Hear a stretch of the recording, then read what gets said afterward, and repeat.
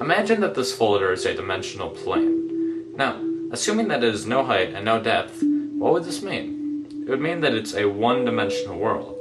So if, hypothetically, an organism was living inside of it, it would only be able to move in a linear path forward and backwards in a straight line.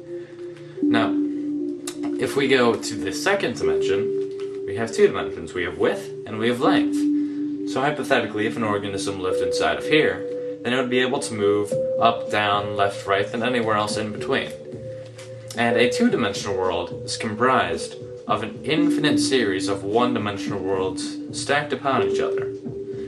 Just as our three-dimensional world, which has depth, and length, and height, is comprised of an infinite series of two-dimensional worlds. So, now that I have stacked many folders upon each other, we have three dimensions. We have depth, we have length, and we have width. Now what happens if you keep going on from here on out? We would have a four-dimensional world, but what exactly is a fourth dimension? In order to understand this, we need to understand how dimensions are perceived. We live in the three-dimensional world, but despite that, we actually view things to be two-dimensionally. Take a perfect sphere, for example. If you're looking at a sphere, it looks just like a regular two-dimensional circle. The only way that you can tell it's an actual sphere instead of a circle is because of the hues of light on it. So just like in a two-dimensional world, if a organism in the two-dimensional world was looking upon a circle, the light would make it appear to be lighter at one end and darker in the middle.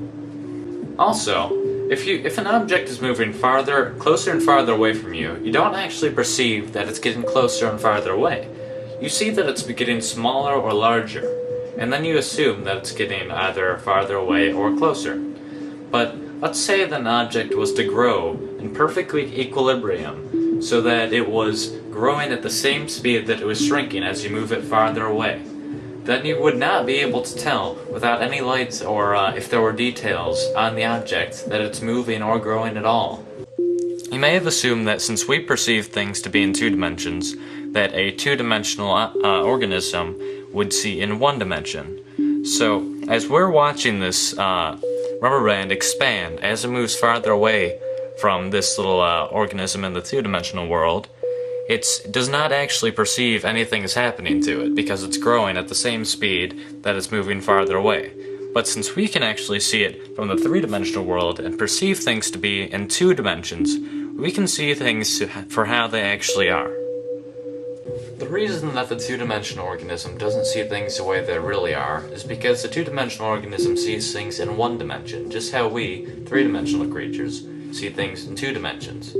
So in a way, we don't really see our world the way it truly is. A four-dimensional creature, however, seeing our three-dimensional world in three dimensions, would be able to see through things. Would be able to see absolutely everything, just as we could see if there was several organisms spread along a 2D environment on your floor. You would be able to see inside houses. You would be able to see inside of people. So if a two-dimensional world, a flat surface, is just made of an infinite amount of lines, then the 3D world is just made out of an infinite amount of planes. So the 4D world, logically, is made out of an infinite amount of 3D objects, though they're not just put together like you would like building blocks. That's not how the 4D world is. That would just be 3D again.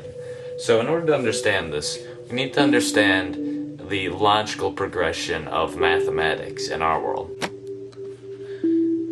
Imagine that this connects piece represents the first dimension. It's simply a straight line, which is basically what the first dimension looks like. And if you add 3 more of these straight lines and connect them so that adjacent sides are perpendicular and opposite sides are parallel, then you have the basic shape of the second dimension. You have a square. Now if you keep going from here, and you add it so that there's a total of 4 squares, and all adjacent sides are perpendicular, and all opposite sides are parallel, then you end up with, obviously, a cube. So, if you tried to keep going from here, and you would have a 4-dimensional basic shape, you would have what's called a tesseract. Now, I cannot show you a tesseract, but you need to understand that it's basically 4 cubes that are within each other that have all adjacent sides perpendicular and all opposite sides parallel. Yet there are 4 lines connecting to each vertex. So a tesseract would look somewhat like this picture. Now that's not exactly what it looks like, because this is a 2-dimensional depiction, and obviously not all of the lines are straight. So I cannot show you what a tesseract actually looks like, because we cannot perceive things in the 3rd dimension. You cannot even imagine what a tesseract looks like. You cannot in your mind picture the 4th dimension or a 4th dimensional shape. And you can keep going on from the 4th dimension even. You can go to the 5th dimension, the 6th dimension, the 71st dimension. It doesn't matter. Theoretically, there are an infinite amount of spatial dimensions. A common misconception of the 4th dimension is that the 4th dimension is time. Now, while some argue that by going forward and backwards in time, if you move forward the same distance and backwards the same, then you would end up in the same place you started, just like in the 4th dimension. And while that may seem logical, if you think about it, it really doesn't make sense. If you imply that the 4th dimension is actually time, well, first of all, time is not spatial. There's a difference between space and time, quite obviously. And assuming that all dimensions are according to a pattern, then that doesn't really make sense either, because saying the 4th dimension is time, every dimension has time in it. So that would mean that the 4th dimension is special in some way, which doesn't really make any sense. Another reason this doesn't make sense is that we very, very, very slightly travel through time whenever we move due to the distance that light takes to get to our body. Now, if a group of astronauts were to get in a spaceship and they were to go very, very, very close to the speed of light, then they went around in this impossible, nearly the speed of light spaceship for a few months, and then afterwards they returned to Earth. They would find that Earth had actually progressed a few years, so they had moved forward in time by moving that quickly. Another interesting concept involving the 4th dimension is that many physicists and even mathematicians may say that the dimensions are very, very slightly curved, because if you really think about it, nothing can be truly, absolutely infinite.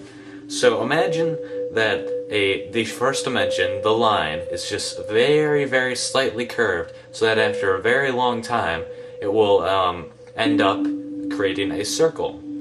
So, as suggested by many physicists, if you keep going in the same direction, then you will end up where you started after a very, very long amount of time, obviously.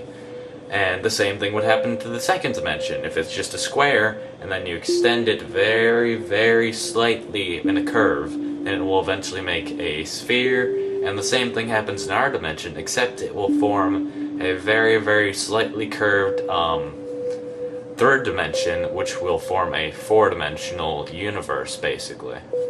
So what this kind of means is that our 3-dimensional world is within a 4-dimensional world, and the 4-dimensional world is within a 5th-dimensional world, and so on. Now, I did say that nothing can be truly infinite, but if this is true, and a dimension is really within another dimension, within another dimension, within another dimension, then I'm implying that there's an infinite amount of dimensions, which is the only problem I really have with this theory. I'm not sure if it ever stops, or if infinity is really even possible. We don't know that. Thanks for watching my video, and I hope this gave you a better idea of what the 4th dimension is.